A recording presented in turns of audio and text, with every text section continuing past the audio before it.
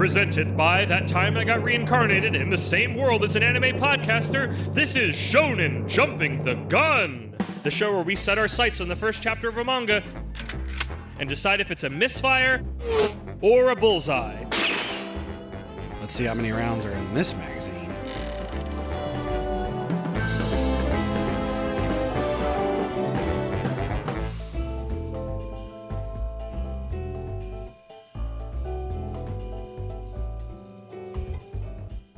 Is this a peek behind the curtain at Jump, or just a fantastical phantasm? This is Time Paradox Ghostwriter.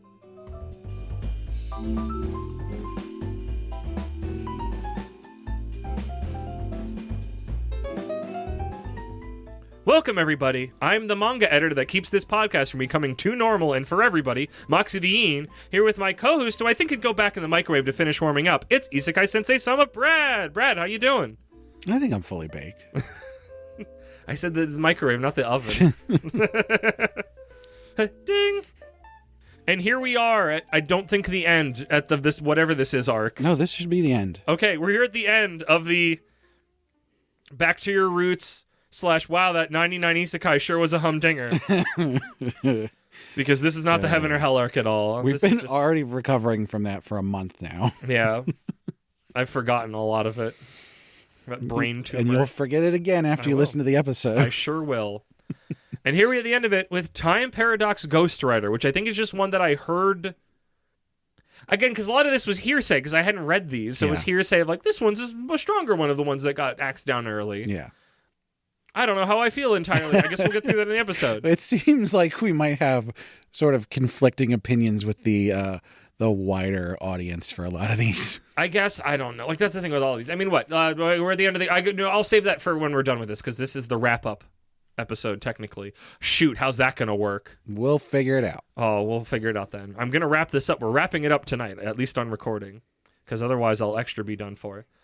So, Time Paradox Ghostwriter was written by Kenji Ichima and arted by Tsunehiro Date for 14 chapters from August 2020 to October 2020. I think this is one of the shortest running series we've ever touched on. Jesus. I think even Nice Prison lived longer than this, didn't it? At least that was like 16. I think so. Reading the first chapter, I know I'm getting ahead of myself again, but reading the first chapter, this doesn't feel like it would be done in 14. I wonder if they piss someone off at unless Jump. it runs out of fuel. Like that was, spoiler alert. Part of why I'm reading this is that, I heard some good things, but it's also just like, from the first chapter, does it just run out of fuel? Because it doesn't seem terrible. We've read some terrible garbage on this show. For things on them, Kenji wrote and arted a manga before Ghostwriter called Bokura no Q, and after Ghostwriter wrote and arted Gunoi Kyushitsu, which is on Jump Plus supposedly. Whether it's translated, I don't know. Tsunehiro has done art on numerous other manga in one-shots, including their own manga in 2017 called Cross Account. I don't know. This was localized by Stephen Paul and letterized by Sneer and On, which is a duo we've seen many times and continue to see. Though I don't think we're going to see Stephen Paul moving forward at all. Every time I see Stephen Paul listed on something, I'm like, how does he have time to work on other things? And the answer is is this pre-Akane? No, it shouldn't be. Akane started before 2020, didn't it? I think you're right. I don't know anymore. Like, that's the thing, because I feel like I notice his... I mean, now we're noticing names, but I feel like he's busy. Yeah, he's busy with Akane and One Piece. Yeah. I'm sure others that he's keeping up consistently with. Do you think he gets paid more for One Piece than anything else? I hope so. Because he's literally he's one of the guys who has like the nuclear football. Yeah. Like that is a probably limited to, I can count on two hands, I would guess, the amount of people who have. He's been working on it forever. So yeah, but not the beginning. Not the beginning, always but like makes this thing is interesting. It's always interesting. Basically forever. The beginning of One Piece. I feel like it's like One Piece starts when the English localization stops being pirated and their R's and whatnot. But no, I don't need to list what they've done. We've talked about them so many times now. I'm sure as we will continue to see Sneer And someday I will hopefully learn how to say his name properly. Definitely every time we come across someone we haven't talked about before, we need to list their credits. Correct. But this is a duo that we have seen multiple times. Yeah. And like I said, continue to see the one. And listener, if you haven't heard all of their credits, you should go back and listen to the previous episodes so that you can hear them. Yes. This is why when I start recognize them, and unless I've been trying to go, it's like, hey, we talked about them on these things specifically. Yeah. But yeah, without further ado, let's get to my patented Moxie's Mach Speed manga summary. A stormy night, a bolt of lightning, and ding! The metal melting microwave is done. But what could be inside? Every week from that day on, the microwave sitting in my apartment sped on an issue of Weekly Shonen Jump from 10 years in the future. I've left a note for myself. I think it'd be neat to see what was in Jump 10 years ago from either the point this came out or from now. I'd be very curious to see if anything... What? Nothing in the magazine now except One Piece was there a decade ago. Because Roboco is the second longest surviving thing. Yeah. Hunter x Hunter doesn't count. I don't care who anybody says it's still in the magazine. Hunter x Hunter doesn't count for anything. Because technically when new chapters come out, they show up in the magazine, and technically it's been but it's not been consistently in a meaningful way. So you can't take breaks that long and still be in consideration. So I guess it works because the idea is he doesn't getting ahead of myself, he doesn't recognize anything there, which means at least in the next 10 years, One Piece is over. I guess what? Because this was in 2020, so by the year 2030, maybe. One Piece ended the week before that. Maybe. Dude, we have been in a flashback for so long, I forgot we were in Elbaf. I think we've been literally in it for the whole year. Like, no joke. And it's been a great flashback, but it's like, my sense of time... Hasn't that happened before? Yes.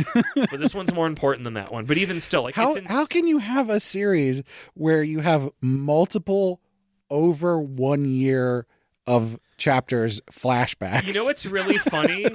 The context of this flashback is that Loki is trying to quickly describe why he did what he did. And we haven't even gotten to the thing he did yet.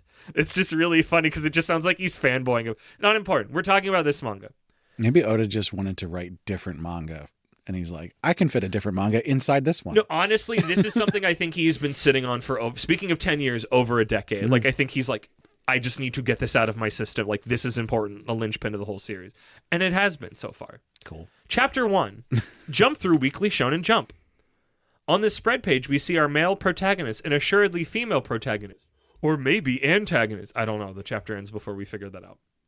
Then we get to the actual Shonen Jump first page. You know, the one with the quote made by no one in particular, a bunch of nondescript characters show up to help elucidate the point. Well, it's one of those, and this is about the difficulty of reaching out for your dreams, and the added difficulty that even after even trying to reach, to actually get them. Did you notice that when you were reading it? I think when I went back to write the summary, I was like, hey, this fourth page is the first page. Clearly somebody was like, put the melting microwave first, because that's more interesting than this. I mean, how do you feel? That happens from time to time. I'm going to take the side tangent. How do you feel about I feel like other manga do it, but Jump is really bad for it, where the first page is a quote about what's going on. Almost every single series. Without fail. Why is that? I don't know. It's not something that I've seen in things outside of Jump that often. I think I'm going to almost every single thing in Jump. Obviously, I've noticed it because I'm putting it together, but I think this has now crystallized it, and I will always pay attention for that. Because my first page for these is always like, I write the words down, and that's my opening. But this, I couldn't really do that because it's an action. I'm like, this is different. We just recorded Fabricant 100, but for that one, which I wrote the summary, I very specifically was like, I'm not going to just copy down all the words from this. Yeah. Well, no, because I think it's before the story starts. It's your one easy get out of jail free card shot for the narrator to say whatever bullshit they need to tell you. And usually it's a tone setter, but sometimes there's some lore in there. I feel like I don't know if it's better or not when there's lore or not lore, but whatever. I don't know. I think it was just really interesting that I noticed it, and it was like, this is the first page. You just made it the fourth page. I wonder if this was editor meddling. I do think that they're generally trying to like add in a feeling normally of whimsy or gravitas. It's usually the gravitas of like, this is the theme of at least what this first chapter will be about and why what we're doing is important. And maybe, I don't know how I feel about them. I feel like, I don't know if it's just like, I feel like I'm annoyed with them because I've just broken the spell, but maybe when I mellow, maybe they're just like, oh, I gotta write 50 pages. Oh my God. Fake one on the spread. I'll just put this in. 49, easy, hubba, hubba. So this is about reaching out for your dream and even the difficulty of grasping it if you even decided to do that.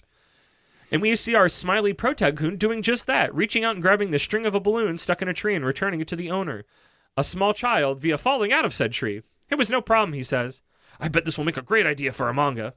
He then rushes off to the Shueisha building, the place where weekly Shonen Jump is made. Oh my gosh.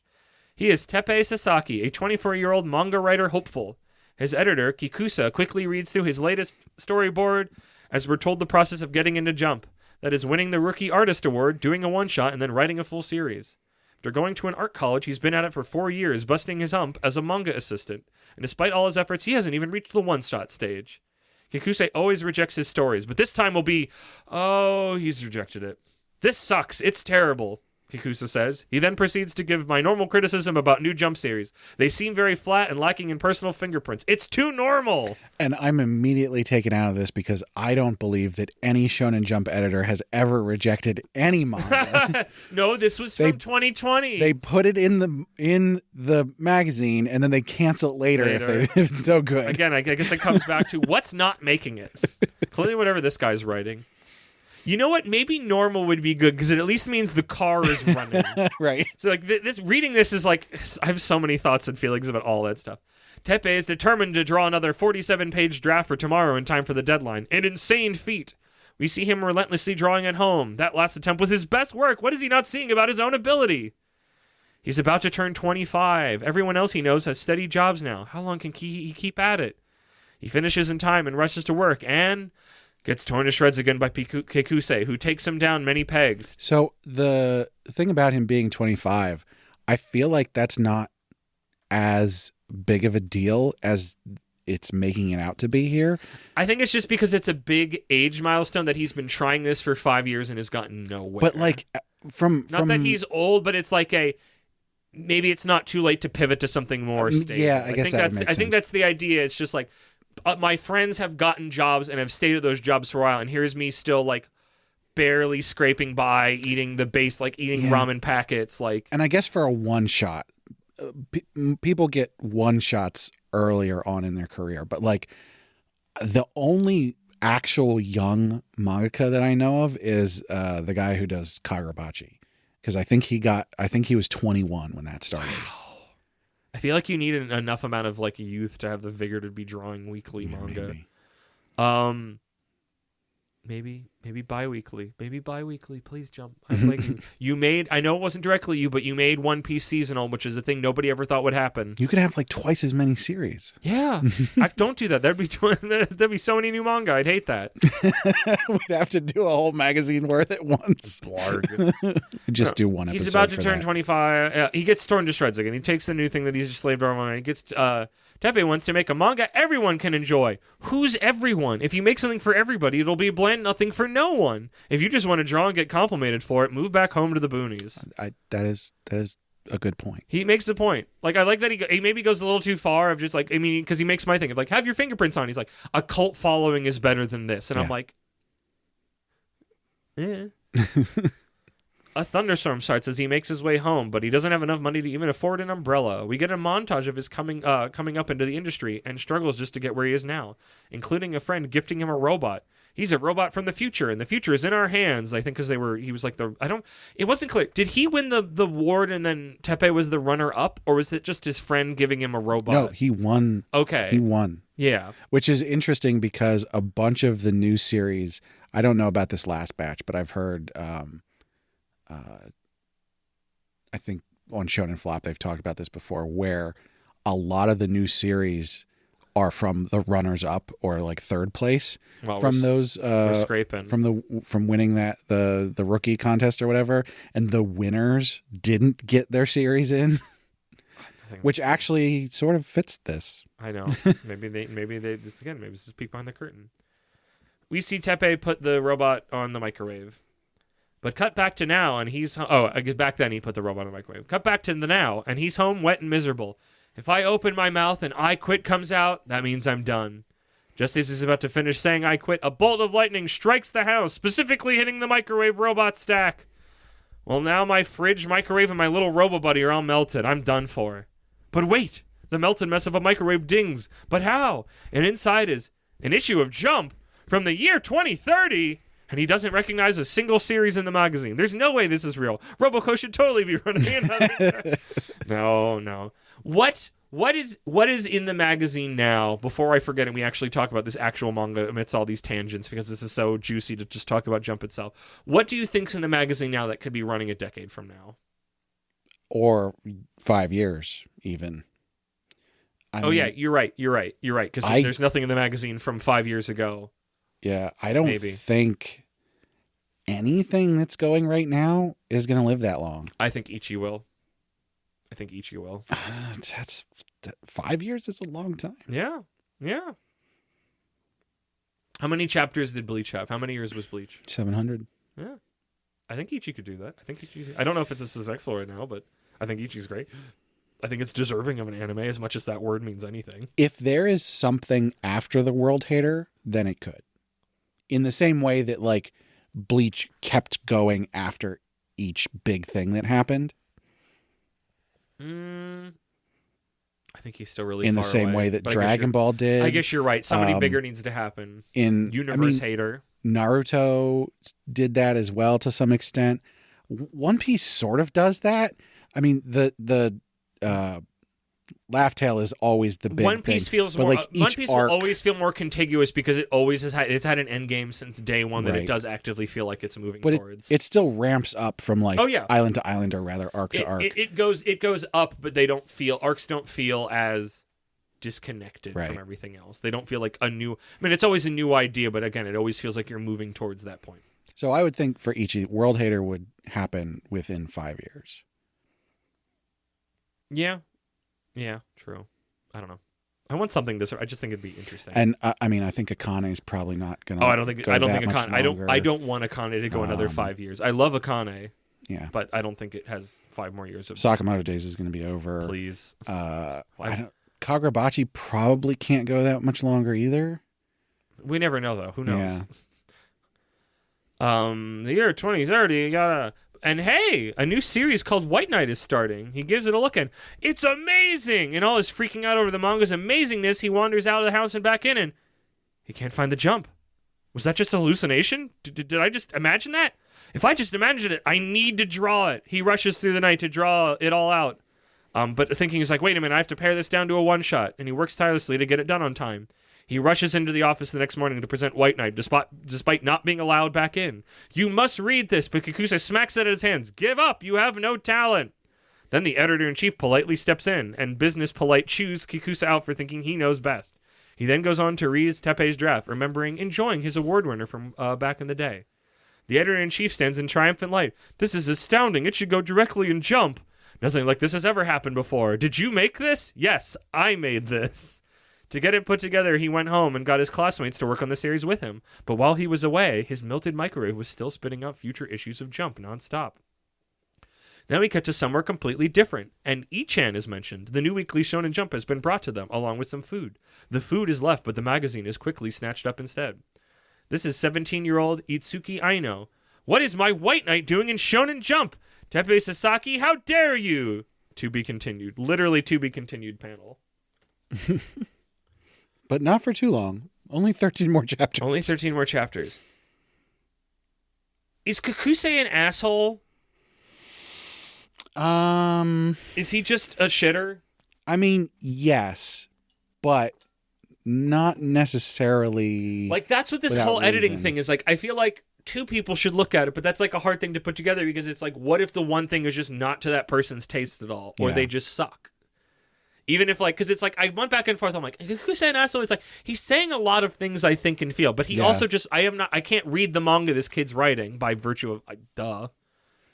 I think I mean, as with most things, psychological things, I think there's a way to go about this. Like, you're not necessarily wrong, but you could frame it better in order to get a better resolution to whatever is going on. Yeah, because he makes some points from that first rep we see, and then when Teppei comes back, he's like, I tried to do these things, and he's like, you did them all wrong. But it's like, there is a little bit of like, you've been doing this for 5 years. How have you not seen it? But I guess he makes a point of, what am I not seeing of my own ability? Because Teppei is like, this is my best work yet, and then it gets torn to shreds. But also, I think it's funny for our stuff. It's like, how is the art? I wonder how the art is. Yeah. I'd have to imagine it's not bad. Yeah. Work.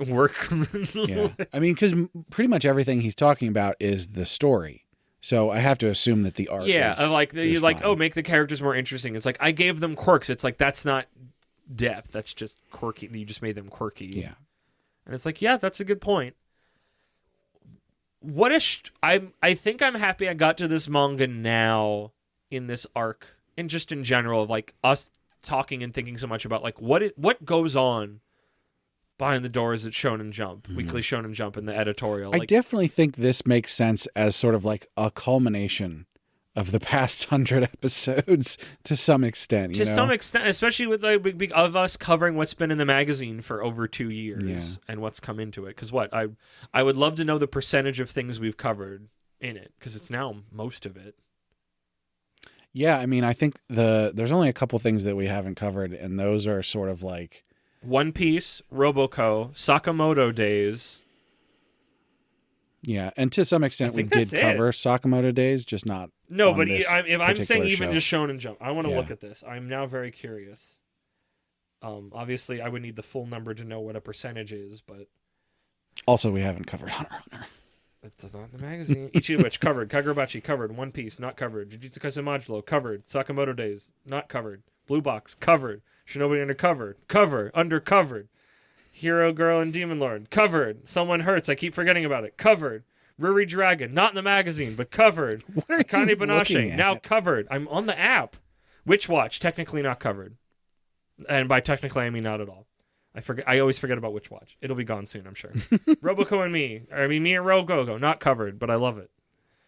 Kyoshi, covered. Gonron Egg, covered. Hazakaze Mound, covered. It's not scrolling anymore, but I bet there's more. Odor of the Flame, covered. Hema 10, covered. The Mage Next Door, covered. This isn't helping me. Hero Girl and Demon Lord. I already said that one. Did you? I did. I wasn't paying attention.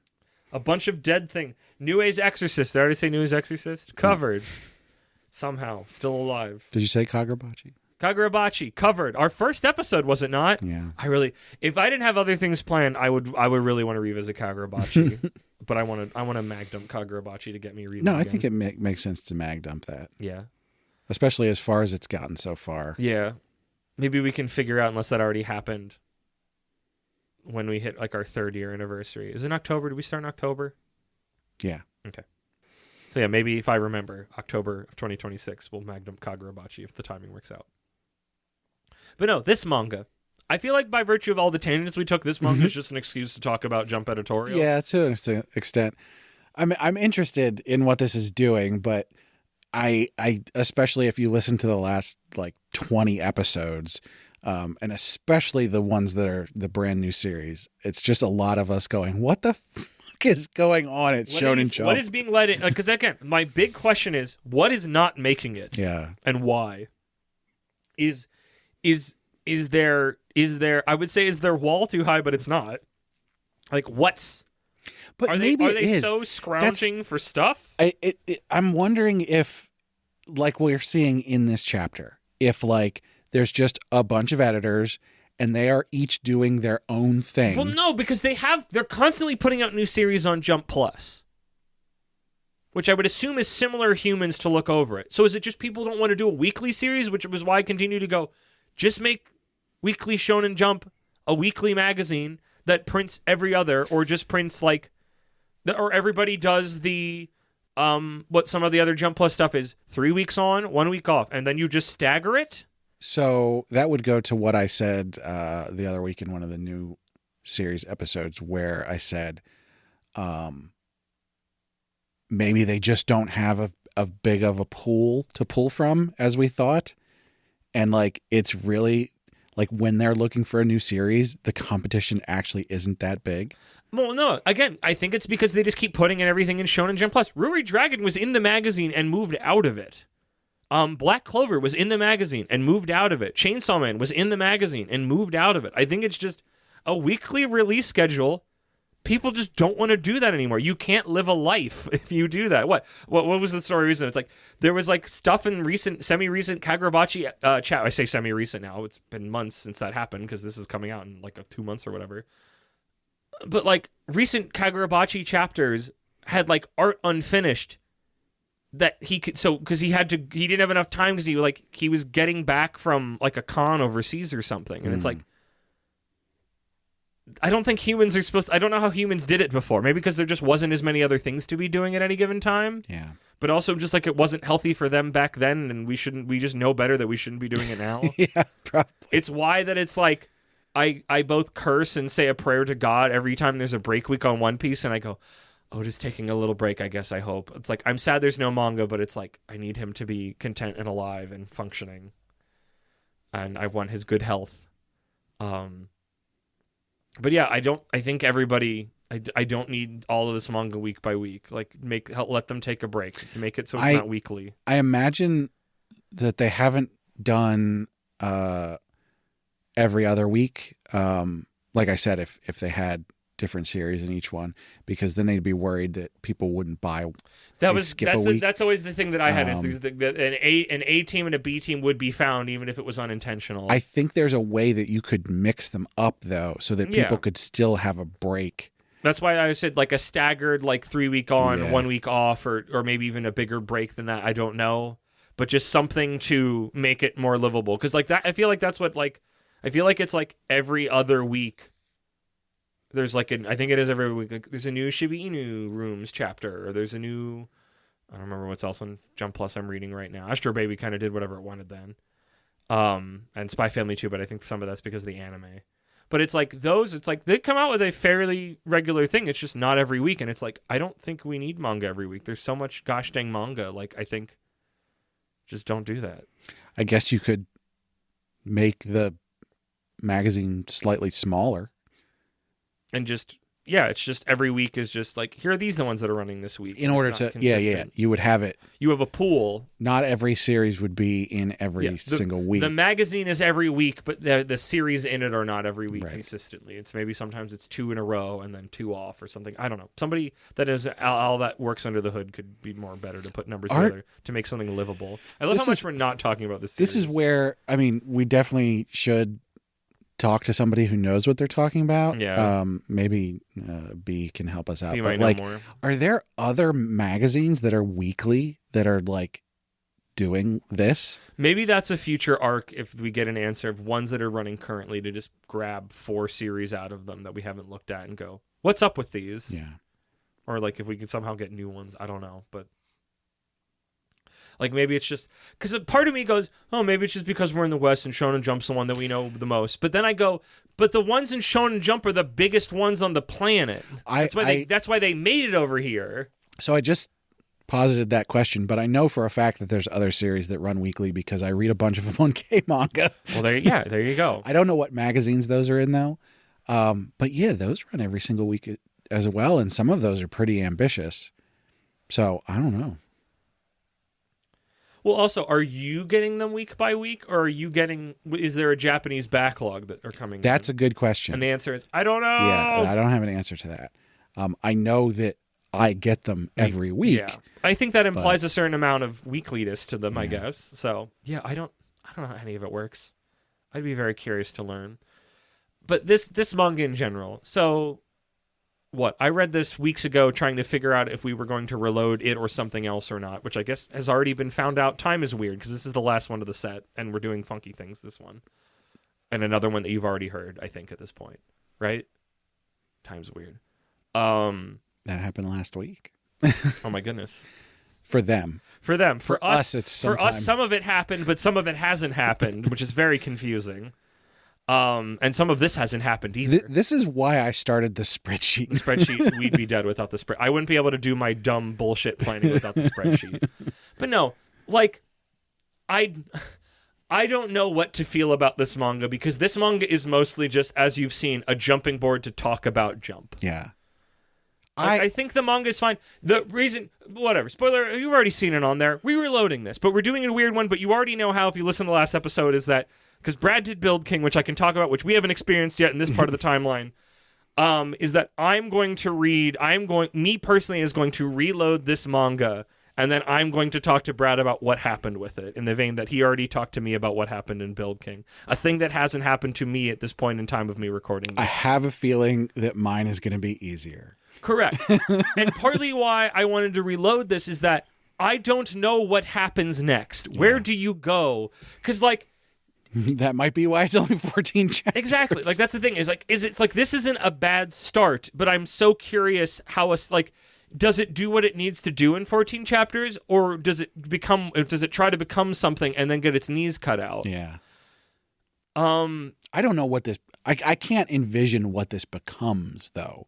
Like, that's what I'm... Like, that's my thing of, like... I mean, that's the thing we've used for reloading sometime is, what is this? If you came to me and said, here's Time Paradox Ghostwriter, this was written to be short, and I read this chapter, I'd be like, yeah, that makes sense. Because the setup is intriguing. Yeah. Like, I am very intrigued by the idea of he gets jumped in the future and he steals the idea, and then the person who wrote it, who's been working on it and won't submit it until later, has already written it and is like, what the fuck is my manga doing here with this guy's name? And, like, that's or interesting. At least the idea of it. Yeah. But, like, the idea that this would be, 40 or 50 chapters, and, like, it's supposed to be that short. Yeah. I would go, yes, that makes sense. The idea that this has is not a long-running thing. But then you go, oh, it's only 14 chapters? And it's like, why did they kill it? They could have just let it run its course, Maybe right? It did. We don't know. But I don't know. If we didn't have other things we were doing, I wanted to pair this with something that didn't fit the arc at all, that came out recently, that I think I originally already said in the Discord we wouldn't cover because by the time I could fit it in somewhere, like, I wanted to keep reading. And admittedly, I'm behind on it. But started recently. I think it's on Jump Plus, called Kuramizawa's Folly, and it is about a mangaka who had, like, a big hit, and he has been trying to pitch other ones to the magazine. I don't think it's literally Jump here. And they don't quite hit. Just an allegory for it. But the idea is, like, he is somebody who was once great, but his style is now something that is not the hip new thing. But he still really believes in what he's writing. So it's maybe not bad, but they're just like, the kids don't want this anymore. So, but, like, one of the major things, and we've talked about this ages ago, it's like, he's writing sci-fi still out of a sort of Azuma Tezuka kind of style thing. And, like, that doesn't, that's not in. I think... But I need to finish the setup for it. So he's like, what do I do? He's like, he's still going to keep trying at it. And he has this, like, friend who's, like, going through it, this, like, lady friend who, like, he connects through, like, oh, this was a lot to her. So, like, they'll check in every now and then. So he wants to look successful to her. And on top of that, like, I think she's going through, I don't know if she's going through chemo or something, but she's keeping that secret from him. So every time she sees him, she's like, she's got the wig on and she's all dressed up. So she looks like, the height of money and doing well. And then he leaves and she's like, ugh. So then I don't remember the context of it because it's like months ago I read that first chapter. He, like, bumps into a dude who is just sketching manga, and his sketches look a lot like, his art style looks a lot like, this guy's art style looks like his art style. And it's somebody who grew up with those manga and loves them. And he's just this dude who works in a factory. Like, he can't read or write very well, but he can draw. Like, he just sort of trained himself from, like, oh, I'd get it from the library where you couldn't keep it, so I'd have to draw the manga out so I could keep it, essentially. So his art's incredible, and he has really cool ideas, but he's like a nobody, essentially. He works in a factory. So he's like, hey, I have enough money. Why don't you live on my estate and ghostwrite my new series? Because when he takes the pages that guy's working on after cleaning them up a little bit to the editor's like, yo, we got to print this. This is incredible. So it's this, like, thing of this great mangaka is now having his series ghostwritten by this, like, unknown nobody, and the sort of, like, social situation of that. Because that guy's not just, like, he's not like a villainous drumming his fingers like, aha, I'm ghostwriting now. I've fooled you all. Because there's times where he's like, dude, you've locked yourself in there for, like, hours at a time without eating. Like, I need you to take a break. Like, I don't want you to work yourself ragged. Please eat something. And the guy's like, no, I have to do this. Like, this is what I want to be doing. And there's times where the original author guy's like, let me help. Like, let me draw the back. Like, I still want to make manga. Let me help you, essentially. And I'm just really like, that's one similar to this where I'm like, I have no fucking clue where this story is going to go, but I'm so compelled. That one I'm more compelled by than Ghostwriter. But I'm still just like, what happens next? How does this end? Does the cat get out of the bag? Like, what are we doing? It's funny as you're explaining that because Did you also read a manga that's similar to that? Well, no, I'm mixing that up with another manga because it's something that Shonen Flap covered recently, where this mangaka is getting a guy who's in prison to draw his backgrounds. Wait, is this real? No, it's a manga. Is it a shoot or a work? Oh yeah, here it is. The Comic is what it's called. And it like the guy's in prison and he's drawing the backgrounds, and like someone out of prison sees the manga and he recognizes the style that the backgrounds are in, and it's a whole thing. But as you explain that, it's jumbled up with that one in my head. So that's another interesting concept.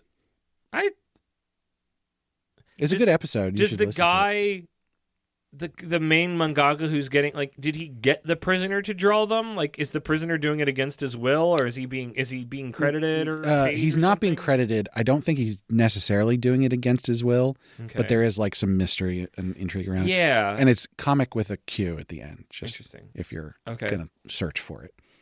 I'm curious. I don't know.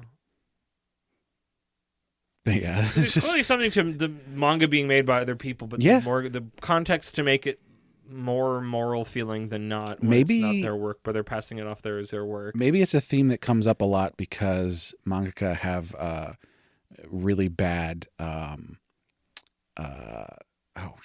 What's the word? Track record, or do they come back once they do have a big hit? I mean, we talked about that when we covered Bleach, where I wanted to do the follow-up series for the like giant pillar series of mangaka wrote, and it's just like, this just doesn't hit the same.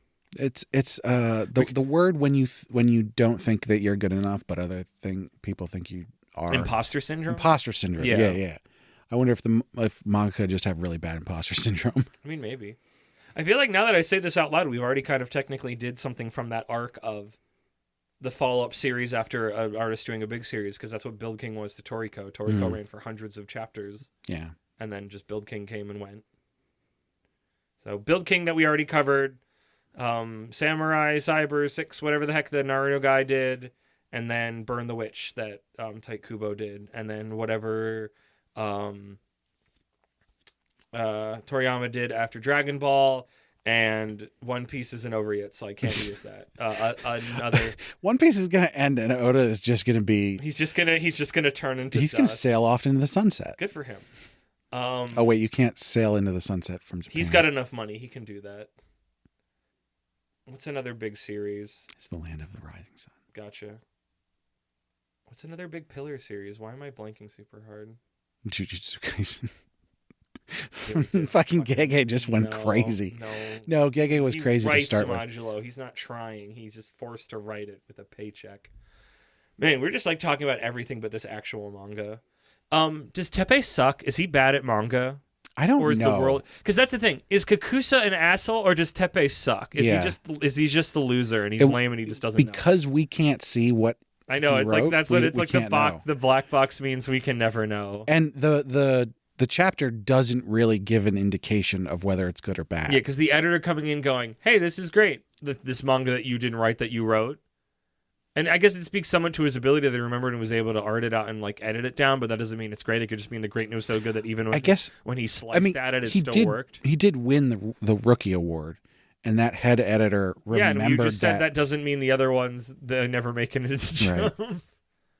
I don't know. I mean, I don't know. Like, again, that's why I need to keep going. There's a lot of possibilities. We're going to reload this. I don't think, because obviously we didn't already do it with Build King because we didn't know we were going to do it at the time. I don't think I'm going to do any major predictions outside of basic ones. Like, we're not going to do point-based ones, I don't think. Did we not do... Did we? Did we just in case? I'll double check. We might have actually just in case. Yeah, we have guesses. Oh, cool. Okay, yeah. I guess we're going to have to do guesses for this then. We should definitely do some guesses. Should do some guesses. The reload will kick in, and then it'll kick back to us talking about... I want to talk about the arc in total tonight. in the now. I mean, I guess so, but we haven't read the rest of Build King or Time Paradox Ghostwriter yet, so... Actually, you're super right. We'll record that when we do the reload. I'm full of garbage. What? Like, what happens for, like, did they meet? What does it mean that she would, like, They that's have my to, manga? right? Like, what? How would she go? She must have drawn some of it in some form, like as a one-shot. Yeah, either a one-shot or she has written a lot of it, but she's just a high schooler, so she didn't, like, try to sell it anywhere, so she just got it with her. But it's not going to get into Jump until a decade from now. Yeah. He makes a point that he edits it down to be a one-shot, so other characters who had worked in the long-running... Which doesn't make sense now that I think about it, because he read a single chapter of it in one episode, on one issue of but he Weekly Shonen Jump. it so it's less. It's supposed to be finished by the end of it. That's how one-shots work. Right, but so the chapter that he read was either the first chapter of it. It is. It's the first chapter. It's confirmed. In that case, the one shot should be just the same length. I think one shots are different because they're supposed to be one shot and then they end. If you have it as the first chapter, it has to be a little bit more. You have to leave hooks for it to be open ended, which is weird that you have to go through a step of a one shot of specifically making a series singular. That's weird. Yeah, that is weird. Does she come from money? They seem like they live in like a nice, like they look like they live in like a Japanese, like it just looks like, it seems like a nicer house. If not, and if she's like, able to be a shut-in, because she's got shut-in energy. If but not like she's actually doing rich, things. then like upper middle class. Yeah. And how will that play into this?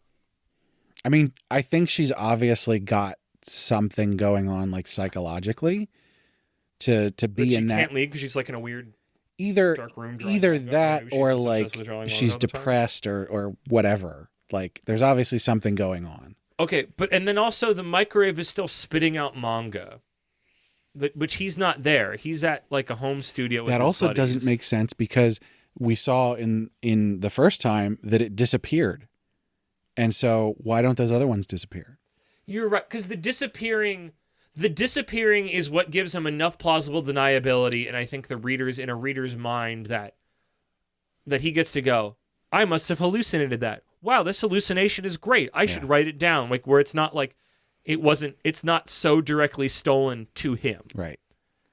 But we learned at the end of the episode it is, but it always was. But also it's like those people don't exist yet because this manga doesn't exist yet. This is from 10 years from now. And you know what? It's totally plausible that he hallucinated that because he's running on so little sleep. Exactly. He's super stressed out. So yeah, what happened to... Is it just going to be a bullshit like Stephen King's You Get One? Is that a Stephen King thing? I don't know what you're referring to. Ooh, this is such a weird Everybody game. Gets one. Tell him, Peter. This is such a weird game of mental telephone, and then where I have it then from. But I think he's talking about terrible. What's his name? Who's the guy that made like Heavy Rain and Detroit Become Human? David Cage. Yeah, terrible game designer and terrible human David Cage. I think he was citing. What was the name I just said before that? My brain is turning into a sieve more than usual. Stephen King. Yeah. I don't remember if it was him or if it was Hitchcock I think maybe it was Hitchcock. It was the descriptor of like, you get to have one thing in your work that just doesn't make any sense and has no connection. Like, that is the ultimate just sort of supernaturally red herring that you never play back on. And you get one. Like, in any particular... In a work. Narrative. Yeah. That's just an infinite hole of intrigue that if everything else is built well, your readers or whatever can fill in the gap because everything else connects together. And then they'll talk about that one particular thing for decades exactly, to come. Exactly. Like the one unexplainable thing. Yeah. And like maybe that one's, I don't know if obviously I don't think the author writing this knows about that and wrote with that concept in, but like that's the thing. It's like I feel like there's an earlier version of this where he keeps that first volume, but I think it makes him seem more like a guy down on his luck getting a boon instead of a man's. Like, this is not a what was it called? Yesterday, where that guy goes back in time and he writes all the Beatles songs. He doesn't go back in time. He somehow... Or he's in a different timeline where the Beatles never happen. where the Beatles it didn't happen, but he gets their albums from the different timeline. Okay. And so then he passes them off as his own. Except then he also meets, I think, John Lennon at the end, who's like an old man at that point. Weird. And I think John Lennon seems to know that what he's doing or something like. Weird. It's an interesting movie. No, but like that's what it gets the vibe of, and I do feel like there's an earlier draft where the manga sticks around because obviously we see that it's still spitting them out. So it's like, well, wouldn't they just disappear? How are they piling up? But also that shot might be abstract. Maybe they only disappear once you've read the whole thing. But he only read the first chapter. He only read the first series of the 12 or something in there. Okay. Because he makes a point. I don't know if that wasn't entirely clear. I'm assuming White Knight's at the start of the manga. He reads it because he doesn't talk about it because they're all new to him. But he reads White Knight. That might just be the one that stuck out. I guess. Because even in the future, they're all shit. He's so... Also, just what a lame name for a manga of White Knight. There's plenty that are good. But just what a lame name. But he is just so wowed by it that he puts it down and he literally shouts from his balcony how incredible it is. And when he goes back inside to find it, he can't find it. White Knight. Do do do do do. White Knight. Do do do do do. White Knight. No. Do do do do. Alcohol. White Knight. I don't know this one. Okay. I know the... Is it the Black Knight? Black Knight 2000? It's Be the Black Knight. I think it's White Light. Oh, okay. Is the actual song. It makes slightly more sense. Do you know the Black Knight 2000 pinball cabinet that sings at you? And he's like, "Give me your money." Okay. I'll play it for you after this. And then maybe if somebody says something, I'll put it in the chat then when this comes out in a billion years.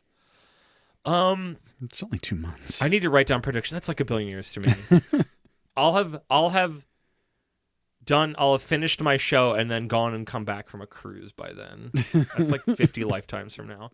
What are my guesses for this gosh dang manga? Let me stop getting distracted. It is difficult.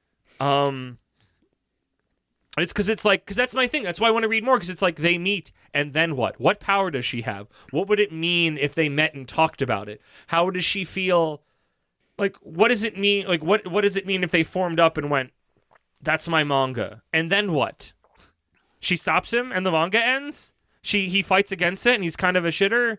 Like, who am I rooting for? I don't even know what I want to happen. I want Kakusa. I want to know if he's bad, and not in like a moral way, in like an artistic way. And I want to know if Kakusa's an asshole. Okay. Which would you prefer? Would you prefer that he's a jerk and like he finds out and then is like, "I'm just gonna keep writing it anyway"? Or would you prefer that he finds out and he's like, "Oh, I'll stop writing this"? But he's not. But then the manga stops. Like, that's the problem. And I guess it does because it's only 14 chapters. Like, that's the thing. It's like, I don't know what happens in a way that makes the story not just stop. Okay, flip a coin and pick one. I want him to be I think he's going to be an asshole about it. I think he's going to learn it somehow. I think she's going to try to call him or send a letter, or she's going to try to chop his own, and he's going to die. He's going to go, "I'm going to make this," but he's going to feel slightly paranoid about it. Okay. So you'll say he's an asshole, and I'll do the opposite. Yeah. Where he's a good guy. Do you think he goes back to the house and sees the other things? Because he's only read one chapter, and he's clearly working on it, and more is showing up. So I feel like he has to go back to the apartment and see those. Does something happen to it? Does it get axed early? Does it get axed early even though it's really good? Like, maybe it shits the bed? Because he's... Because it's not. Because it's also not the manga of the future anymore. Because it's a different timeline. The one in the future is U19, and he needs to figure out how to make it last longer. Because he has to go back and read chapter 2 because he doesn't know what happens next. Is it just that the start is really strong and then he doesn't know what happens next and he fumbles the bag? Do you want to do your what? Do you have a strong feeling if he goes back to his apartment and gets more or not? I think he's definitely going to do that. Then I think he's not going to do that by virtue of trying to make some sort of stakes here that we can butt heads on. Okay, so we're just going to go completely opposites for this one. I don't know. Like I said, the thoughts and feelings. My thoughts and feelings are, I don't know what fucking can happen next in this manga in a way that's compelling. Yeah. What does it mean that he keeps writing? Is he just successful now? What power does she have to stop him? Even if she can't stop him, what would that mean? Like, there's no, I'm not finding any thread that's compelling outside of the shortness of it. And it's like, well, White Knight got axed, but it's like everybody who's read it says it's the most incredible thing. Why would it get axed? Like, what's, or does it that because he's writing it, it changes the future ones that are coming out change? Like, but this is from a timeline where White Knight didn't come out in 2020. It came out in 2030. Like, I'm going to... But none of those are compelling. It's just sort of like, what about this? What about that? What the fuck? I'm going to put this out there. What the fuck? Feel free to refuse this, Okay. but I think this would be a fun thing to do.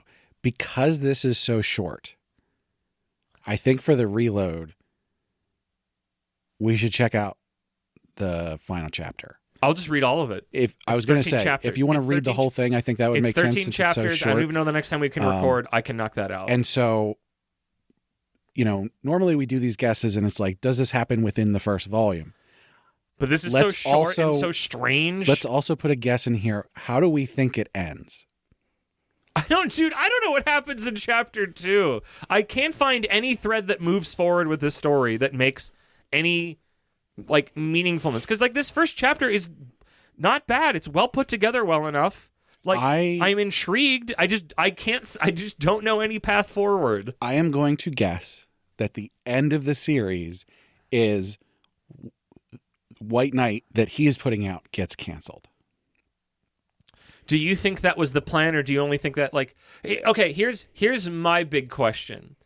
Is this only 14 chapters because it's only 14 chapters worth of content, or are we going to feel the sensation that its legs were cut out from underneath it? I mean, would you like to have your guess be it was only supposed to be this long? I don't fully believe it, but I feel enough to put my fake money on it, my betting power on it. Because like I said, like we've had other things we reloaded where we go, what is this series? But in this one, I'm like, I don't know what happens next. What does it mean? Like, do we skip ahead in time? Because like that's the thing. It's like the main point of conflict. She tries to stop him. He does get stopped. And then what? The manga's over. Yeah. That's not 13 chapters. That's 2 pages. Yeah. So he has to not stop. So is it the idea that he's a jerk? You could maybe stretch that out for 3 chapters, but there's no way you can get an additional. Do we learn 10 why her chapters situation is like, is it that it's more bad that he's quote unquote stolen it from her without stealing it from her? Yeah.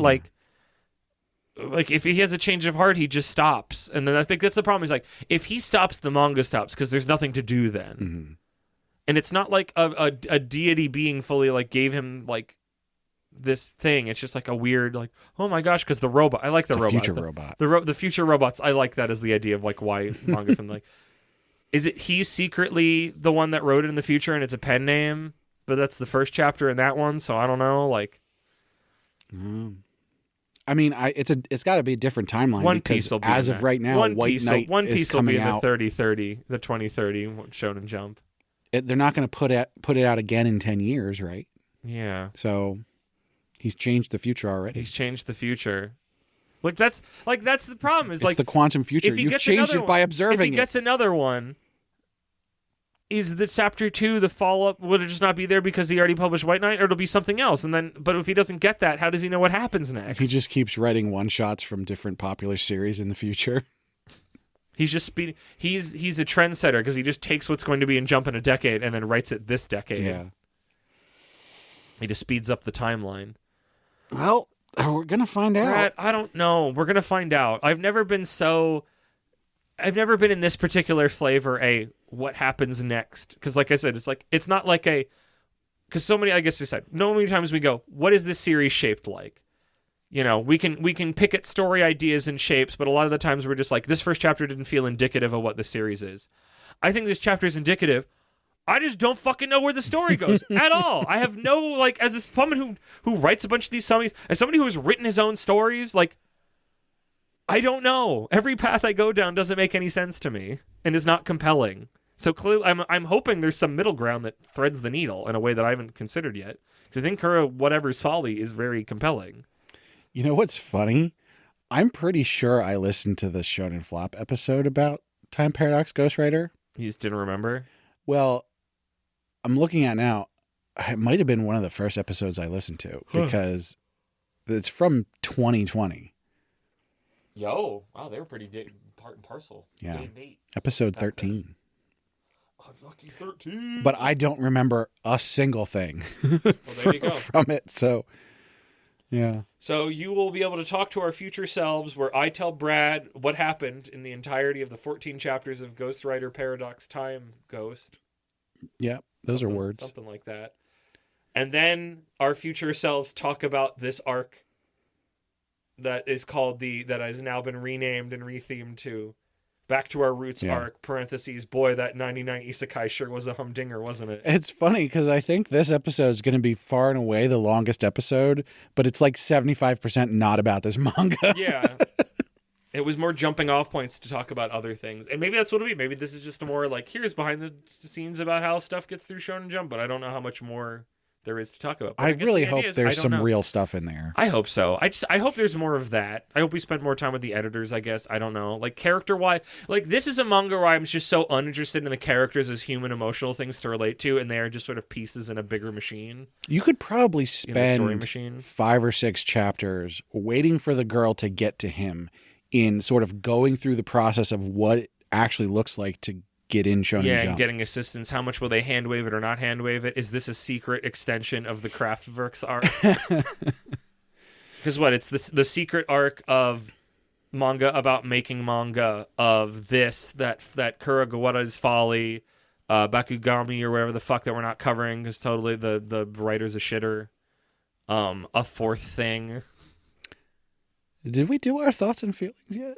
I said, I kind of said it. If you want to say them, I honestly can't pick. I don't know. I am just my thoughts and feelings are question mark, question mark, question mark. I'm going to go with a solid good.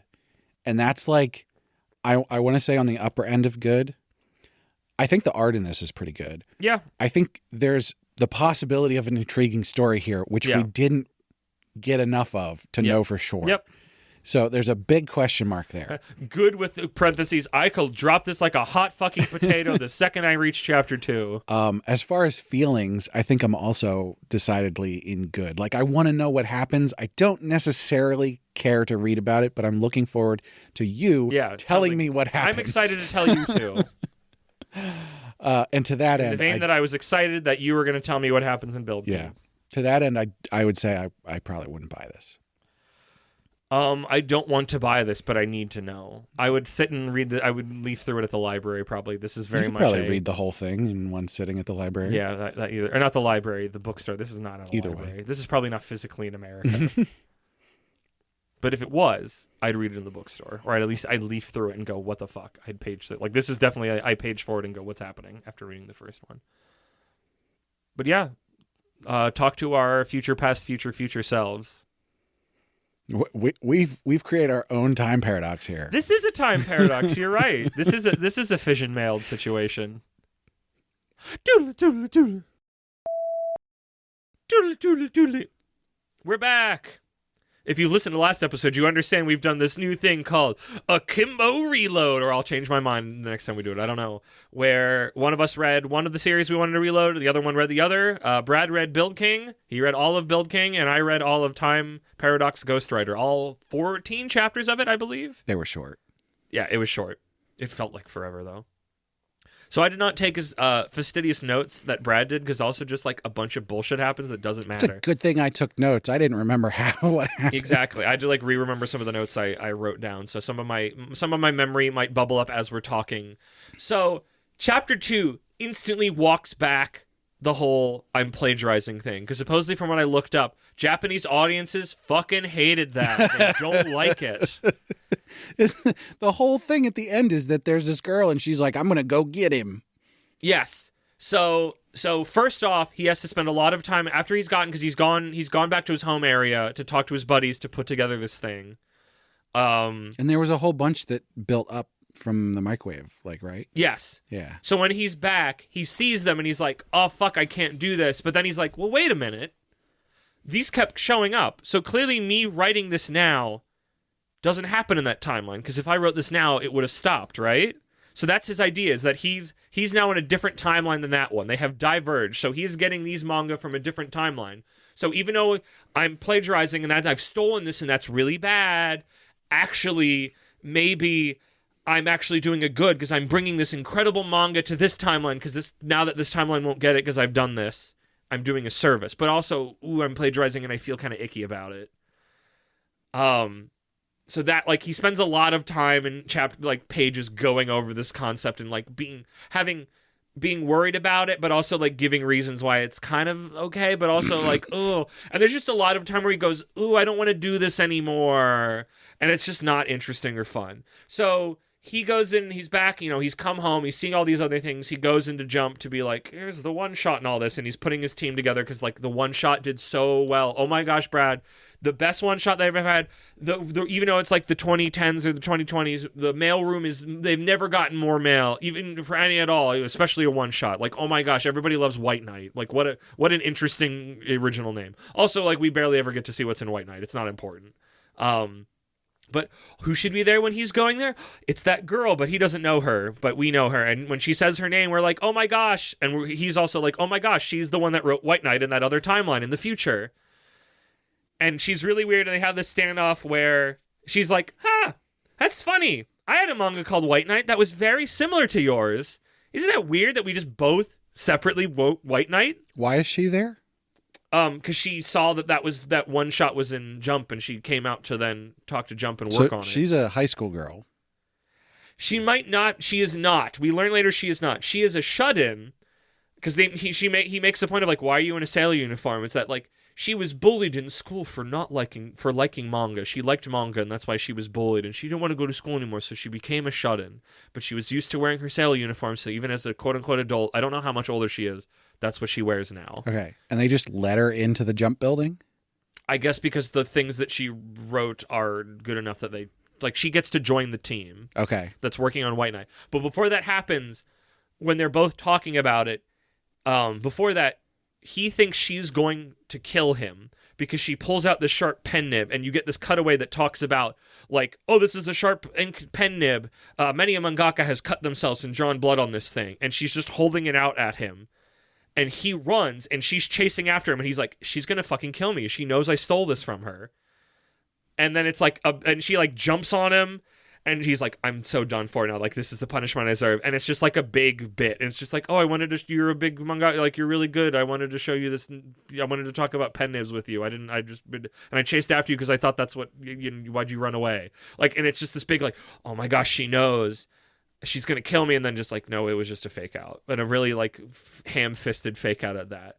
There is a running line through all of it where you get the weird sensation that she knows, because she's just constantly very like weird. Like, her dialogue always reads very weirdly suspicious to me. It's just like, it's very interesting that we both did this. Like, we're so alike, the two of us, because they like make a point later where it's just like, oh, you don't really have any things in your head, but you wanted to write a manga everybody likes. I have that same thing. We're so alike, the two of us, even though they're not at all. But she's just constantly like weird, like this low level of like, does she know when she's fucking with him? And the answer is no, not at all. It's just to build tension that's not real.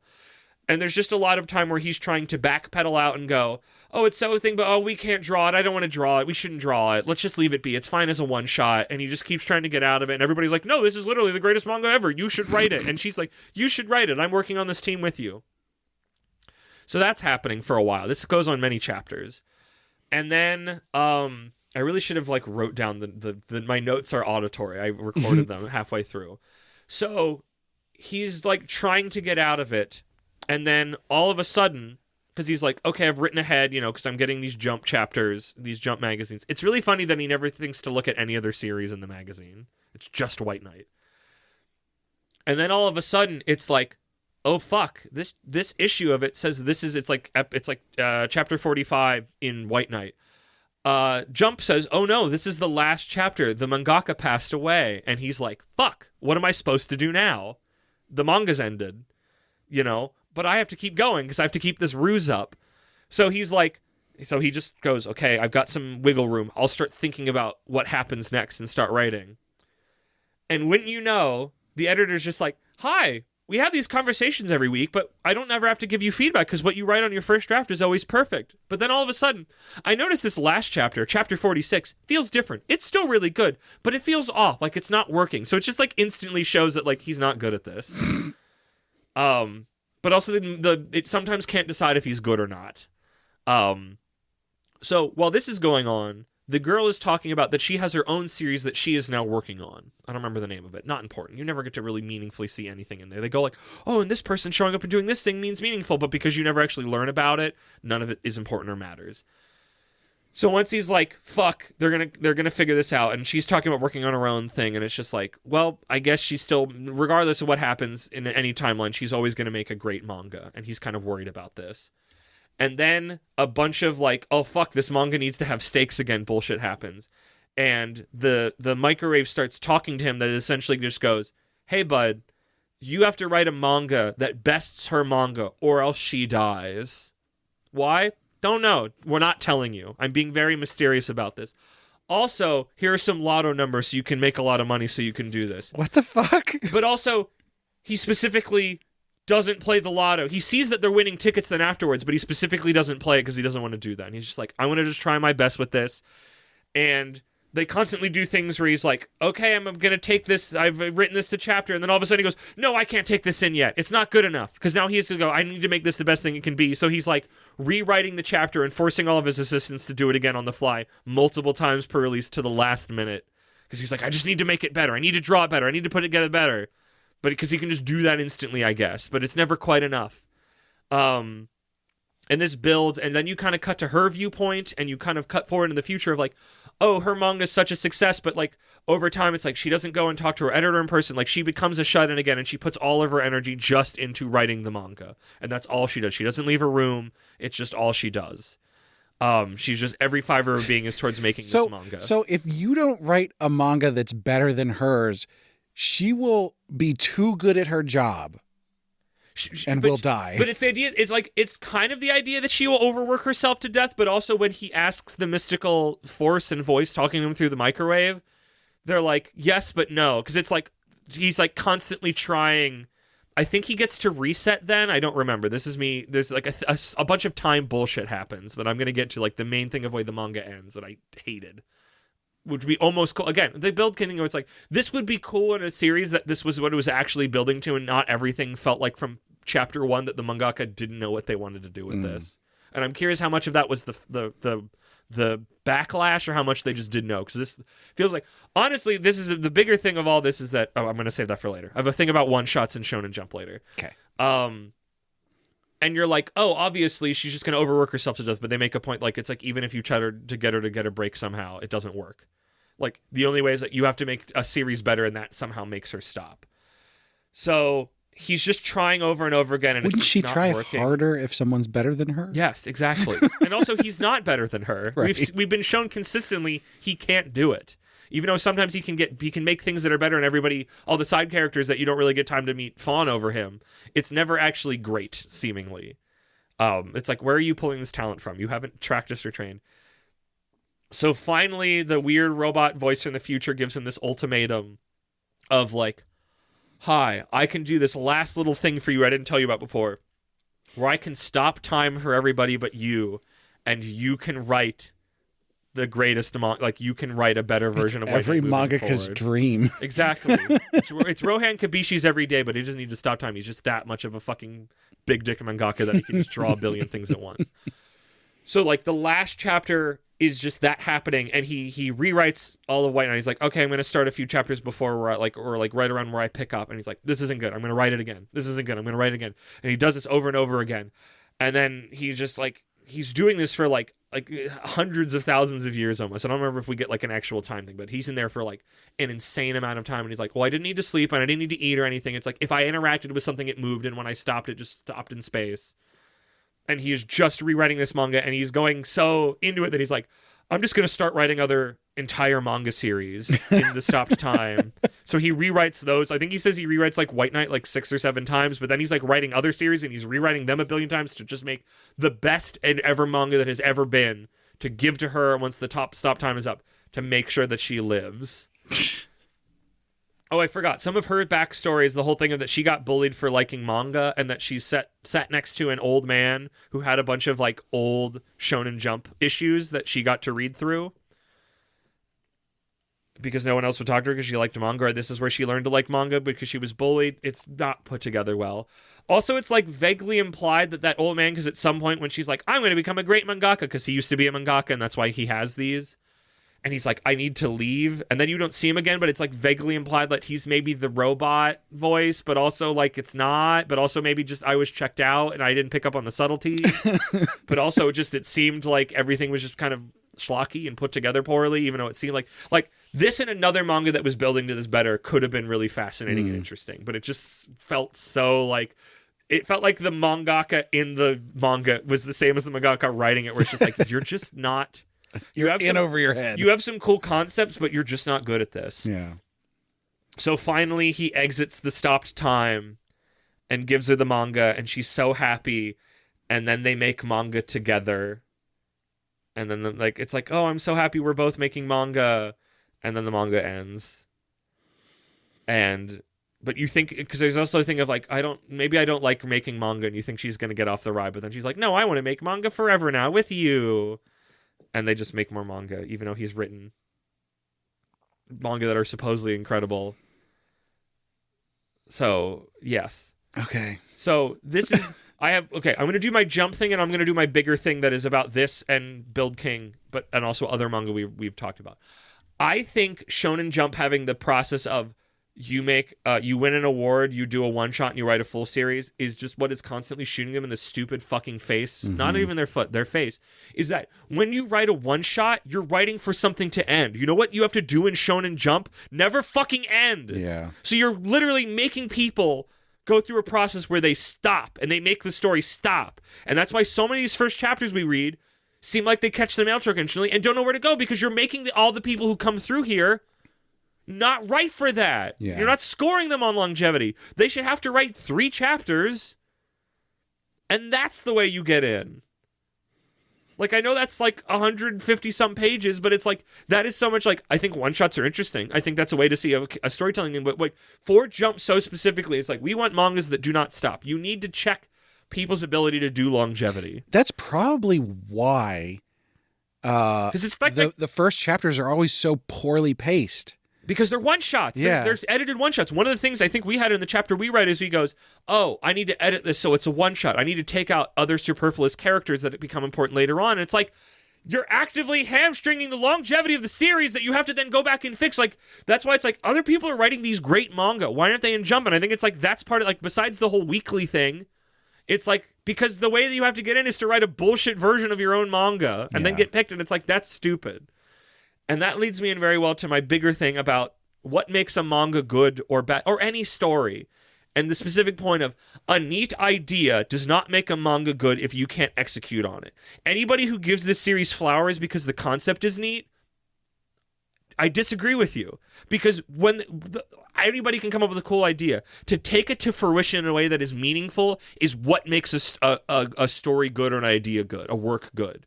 I have so many fucking ideas all the time for things that I write. The fact that I do not write them and put them together past that doesn't mean that this would be a good story. It's only a good story if somebody goes in and makes a good story out of that seed. And this is a manga where it never actually feels like it knows what to do with this concept, even though it's a neat concept, but anybody can have a cool idea. I do not give that as praise or flowers to the person, the mangaka or whoever's writing the work, to them. They fumbled the ball. The fact that it was a neat idea does not give them any leeway with me. You have to not even land the plane. You have to fucking drive the plane in the first place. You can't just go, this plane's pretty neat though. I'm going to crash it into things and it's never going to take off, or it's going to kind of and smash into things for the rest of the series. It's the plane from good. Grand Theft Auto 3. There you go. You the Dodo, is it? Yeah. Where it's like, you can sort of fly it if you are very, very careful with it. Yes. But for the most part, it doesn't go off the ground. I continue to, and I need to catch up on it because I haven't. It's somehow, I think it's just because I need a time where I'm like, I'm going to sit down and catch up on it because I like it. And I'm thinking about it so much. Is that like Kurizuma's Folly that's coming out recently on Jump Plus or whatever? Like, that is a thing where it's like, this is about making manga in a situation that's kind of messed up where this guy is passing off his stuff as this other guy's. But it seems like in a way that the author has planned for it and is moving forward for it. And I don't know the timelines that of like, would he have known more what he was doing if he didn't get the backlash? And the answer I still say is no. He's constantly fumbling things. He's not building it up. It's so much of the manga itself that they're writing in it you just don't see, so it gets to be this perfect little black box of like, oh, it's amazing, trust me. And obviously it's like, well, if you could write an amazing manga inside another manga, you would just write that manga. Right. Like, this is what is it, like, I was thinking about Rohan earlier in JoJo. Like, what does he write? His, like, popular series? It's like Pale Boy or something. It's like something boy. And everybody thinks it's the most amazing thing, but we never see it. Mm-hmm. But, like, also, like, that is one piece of a larger work that is JoJo. And, like, Rohan's supposed to be, like, a funny, not self-insert. So, like, it makes sense. But here it's just, like, a cool idea does not make a good manga. There's so many first chapters we read, the wheels come off because it's like, you didn't actually figure out a cool way to run with this neat concept or setup you made. Like, you just fumbled it out of the gate.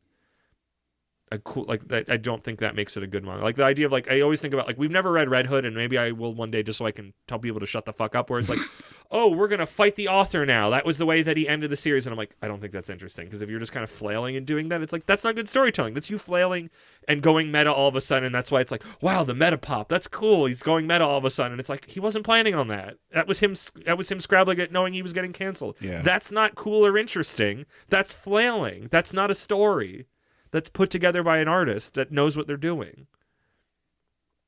That's why Oda's gonna fucking die. But yeah, that's a lot of words. Brad, I talked a lot. Do you have any questions for me that I can try to remember other things that I forgot? I'm going to take back what I said. I don't regret reading Build King. That was so much more interesting. Yours was longer. There's just so much time spent where him agonizing over, like, I want to get out of this. And it's like, this isn't interesting. No, it's exactly what you said. It's from the first chapter, it seemed like there was something really interesting there. And I want to get the ending more right. Continue speaking. The fact that, I don't know if he had to change it immediately or if he sort of rolled into changing the original concept, but like obviously did not go where it was planned to go. So yes, I'm re-looking at the pages and getting frustrated all over again. So it's him bringing such an amazing manga to her, because they're two of a kind, is like, oh, you wrote the greatest series ever. I feel a weight taken off my shoulders. Now I can get back to it, which is the love of drawing, which is not a thing that they've ever talked about in the series. Yeah, and what's bullshit is but that? also the editor, even though I know he's supposed to be the, like, you know, the kind of jaded one, he's right. You can't write a manga for everybody. That's not how good stories work. Yeah. Like, the fact that they just come around and go, no, it's good that we wrote a thing that was for everybody. Like, that's not real. Yeah. That's not art. That's not a thing. Because there are things where because fucking I exist, and if you write something that's too crowd pleasing, and that means it's too generic, which means I won't fucking like it. Yeah. Yeah, I mean, I was thinking, like, I just hate that it comes back on its own points that it's made. I think it's bullshit. There's things that, you know, we would recommend for everybody, the Spy Family, Frieren kind of stuff. Yeah. But even then, those aren't for everybody. They have things in it that could draw other people in more and push other people out. And that's just the gonna hit name of the everybody game. the same way. No. Yeah.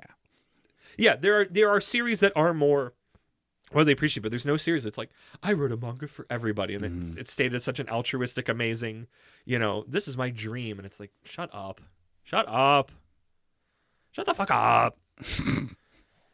I don't know, Brad. Any closing thoughts when we get to our predictions? Did we even have predictions for this one? We do. Okay, good. I don't remember them. Mostly just disappointment. You got the better one. Apparently. This one was I'm not going to disagree with that. Frustrating on such a bigger level, because every time it goes like, okay, it just constantly feels like it's spinning its wheels and putting up dumbbell of, like, the author going, oh, what about this? What about the lotto numbers? And he talks, and she's going to die. I need to make new stakes because the old stakes are we've been doing old stakes for like 6 chapters and it's boring. I didn't say this in the last episode, but thinking about it now, the fact that I was angry at the ending of Build King, at least the one that I got because I didn't read the epilogue, meant that there was something there for me to be angry about not getting more. I was very happy it ended, but the way it ended was like, again, and the concepts in it in a different manga handled better, like, could have been good, but it was just like, you haven't earned any of these points. This is really stupid all of a sudden. Like, it's just not, it's unearned and not well put together. So yeah, I would say for disappointment, I'm glad we reloaded both of these. I feel like we've learned something here. Yeah. What were our predictions? So my first guess was he's a good guy, and yours is the opposite. He's an asshole. He's nothing. We both were wrong. How do you do that?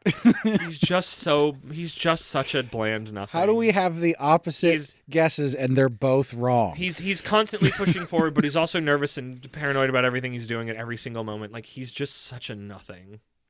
Apparently our second guesses were also opposites. Okay. Mine is he reads the rest of the issues, and yours is he doesn't read any more. So you won that one. You get a point for that one. Okay. He read all of them and he freaked out when he couldn't get any more. Yeah. But I love he's like, okay, everything, the pieces are moving. I should be able to keep it going. And the editor is just I just love the editor is like, well, yeah, these are normally so short because I normally have no notes for you. It's always perfect. But now with this, but like that's like a setup scene for that. And then you get to like, this one seems off. I don't know how. It's still good, but it's off. And it's just like so instantly he is sussed out. It's dumb.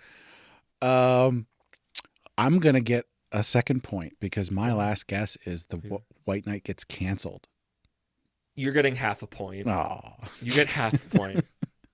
Because it doesn't get canceled through in the timeline we're in, it never gets canceled. But in the other timeline, it stops. And I don't know if I'd call that canceled. Okay. Will Hunter x Hunter be called canceled when that guy passes away?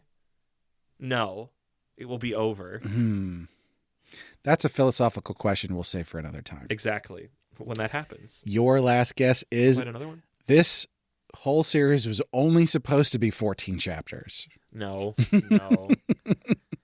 They spin wheels for like half of it, and then that like you got to make a better manga, bro, or else she dies. But like that's such a like unclear goal. Yeah.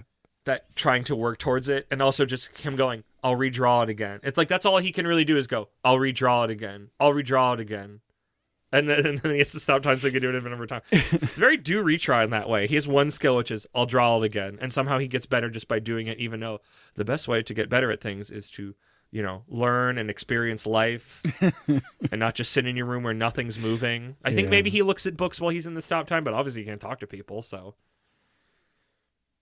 just a complete disappointment. Like what a huck to a piece of shit.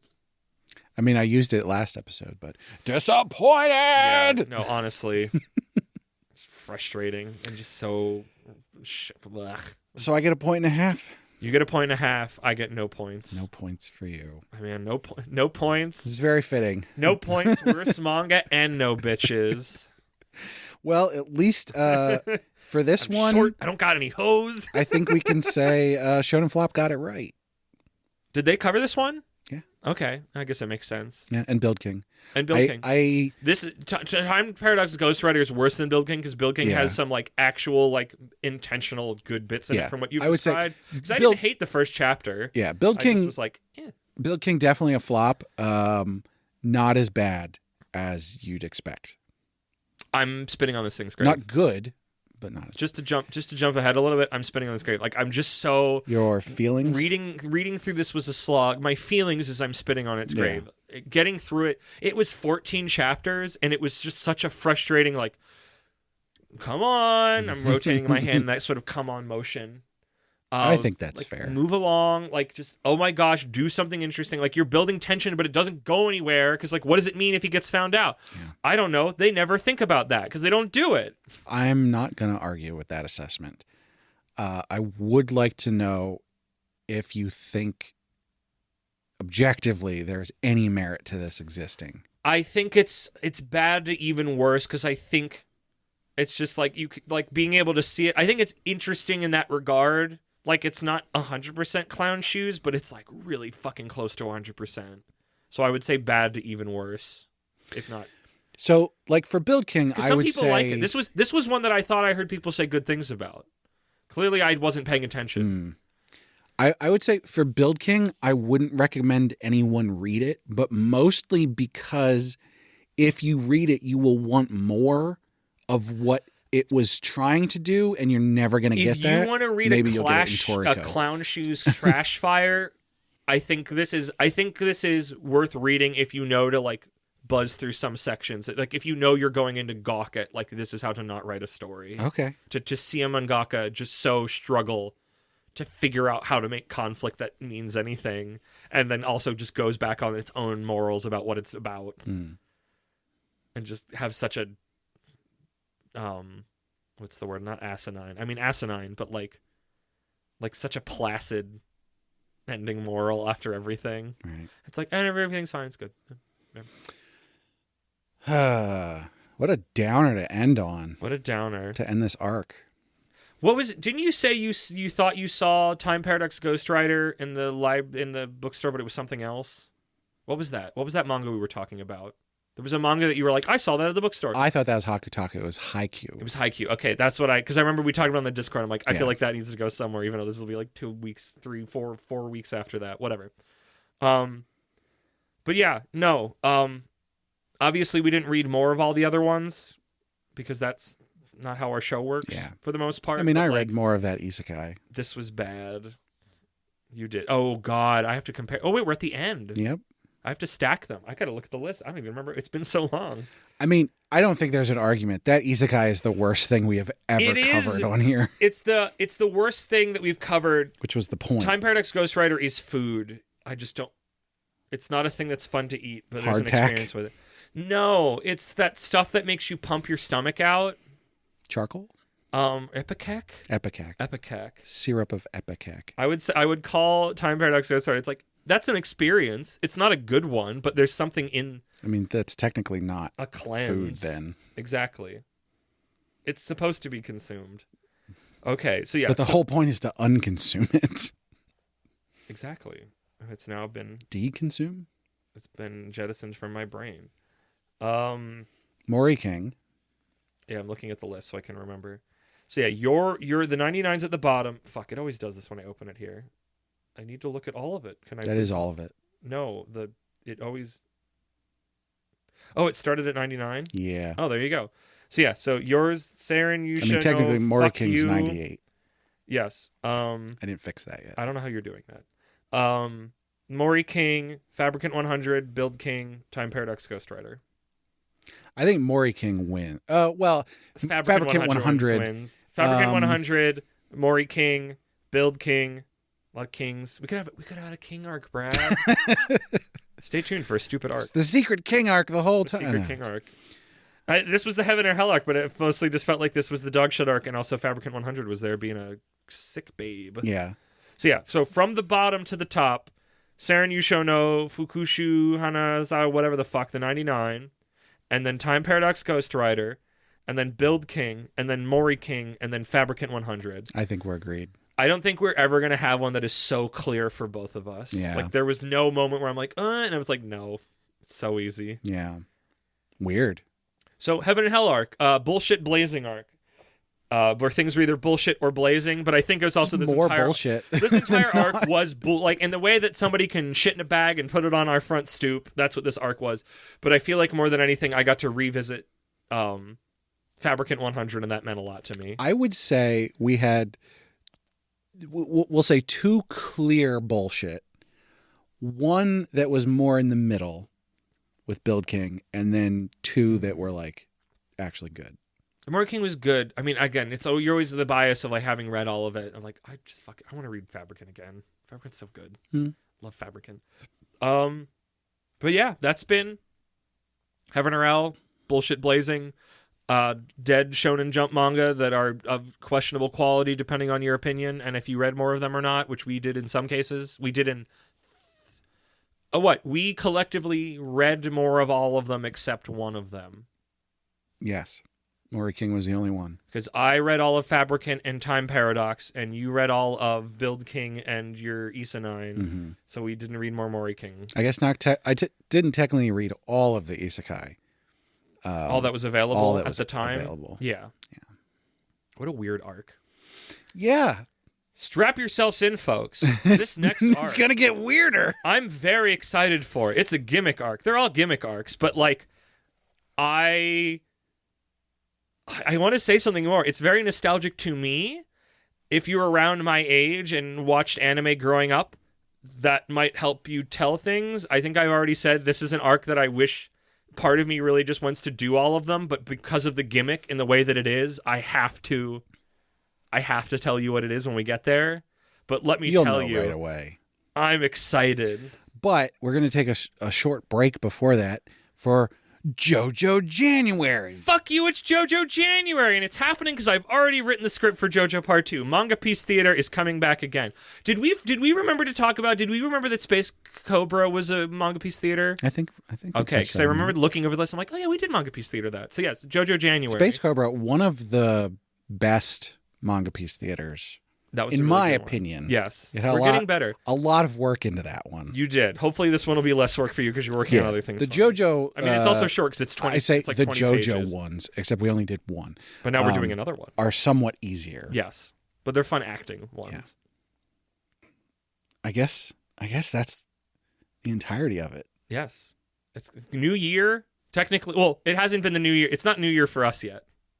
But when you listen to this, it'll be the New Year. We're only a couple days away.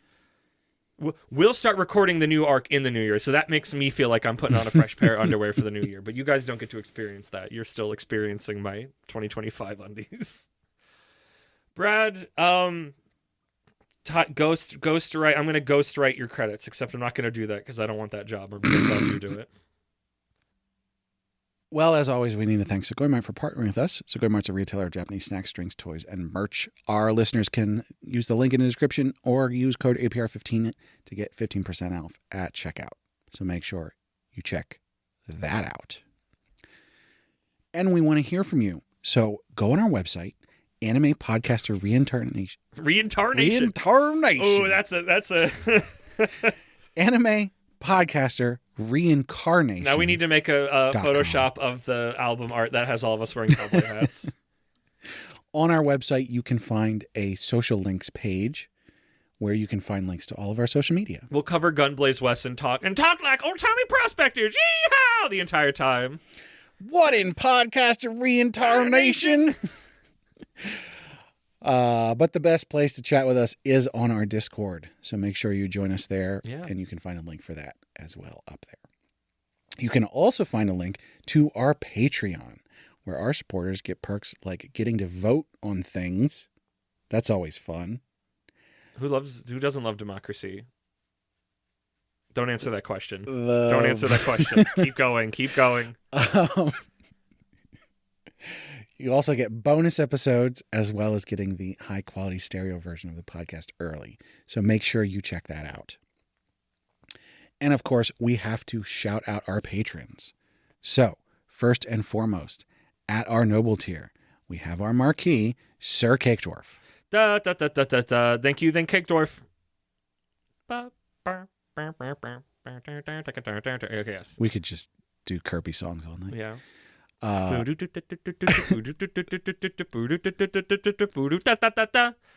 Shoot, I lost it. I knew it came in.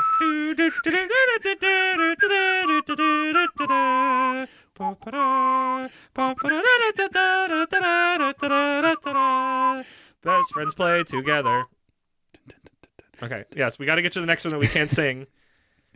But it still has been giving us. If we had time in between these recordings, I'm sure we would have gotten another banger from them. Yeah. But also at our noble tier, we have our Count Imaginary Numeral, and his song is Umineko no Naku Kori ni Episode 2, Dead of the Grave. You've already heard us sing it last time. Yeah, I'm not doing that bit again. But if you keep sending us stuff, we'll keep listening and I'll dawdle along with it.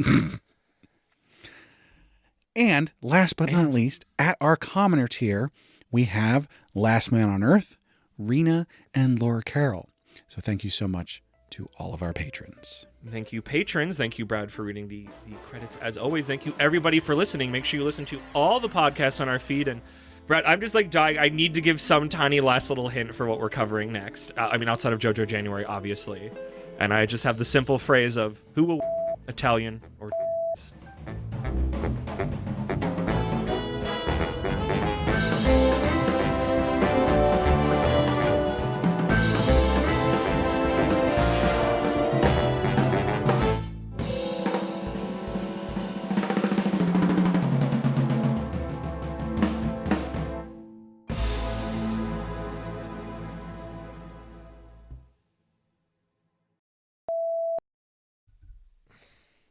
myself another green apple spritz. Does this thing go bad? Probably like 2 years ago. Full of sugar. How bad could it be? Yeah. Ages 4 and up. Oh, wait. April 2027. I'm fine. Nice. Look at me. The coughing means it's working. Ring up to the Shonen Jump editors. It's time for time. It's time for time. Do you think the double time is good or bad? I don't know. I'm gonna try the line I was gonna do. So yeah. Time keeps on slipping, slipping, slipping into the future. How bad could it be? But it's like I'm just like waiting for it to be told like, oh yeah, we can't work on this. This is like a weird model that we think is bad. But it's like it's working. How bad could it be? I don't know. How bad could it be? It's just working naturally. Is that one slur? Yeah. How bad could it possibly be? I need to listen to Unholy again because we've been doing a song at Zumba that is not that song, but it just overlays on it. So I just sort of quietly sing it to myself while we're doing certain moves. Unholy.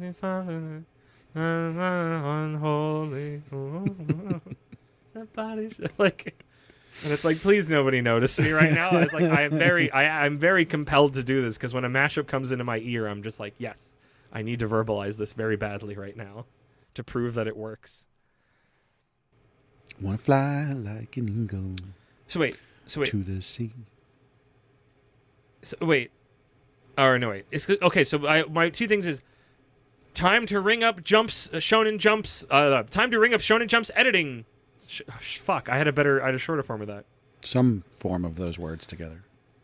It's time to ring up Shonen Jump's editors. It's time, Paradox Ghostwriter. Or